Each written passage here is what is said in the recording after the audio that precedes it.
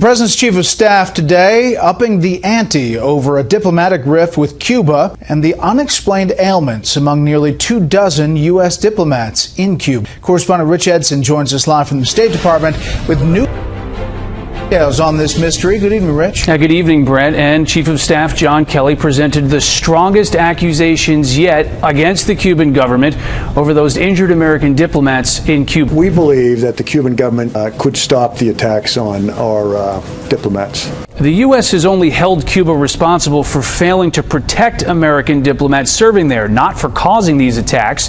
When asked whether General Kelly's comments represent a change in U.S. position, the State Department says no. Cuba has a responsibility under the Vienna Convention to protect our diplomatic staff. That has not changed. It is also a well-known fact. A small country like Cuba has the type of regime and government it does. They tend to know things that are going on within its own borders. Earlier this month, the administration expelled 15 Cuban diplomats from the United States after reducing American staff in Havana. The Associated Press reports it has obtained recordings of the sounds from these mysterious sonic attacks.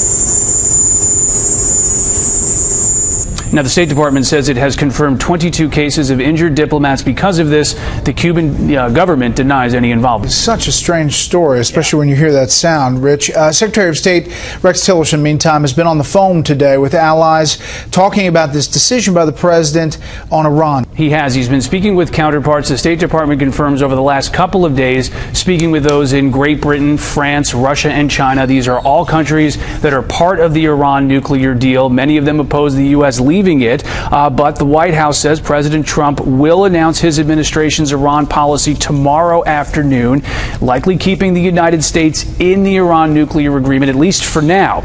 It will decline to certify Iran is complying with the bulk of the nuclear agreement.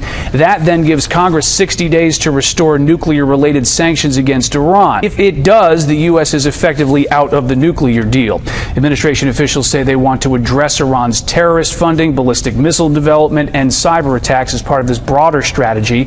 Obama administration officials who negotiated the 2015 Iran nuclear agreement are lobbying to keep the United States in it, as are European allies. They claim that the agreement is working, preventing Iran from reaching the status of getting a nuclear weapon. But there are also European companies that are conducting business with Iran, making profit from that, and they want to make sure that the Iran nuclear agreement stays intact because it allows that business, Brett. And we'll lay it all out tomorrow. One last thing, Rich. The United States has withdrawn from UNESCO. For somebody sitting at home, what does that mean? Well, UNESCO is a United Nations agency that is responsible for cultural and educational types of things, including the World Heritage Sites that are designated from landmarks across the world.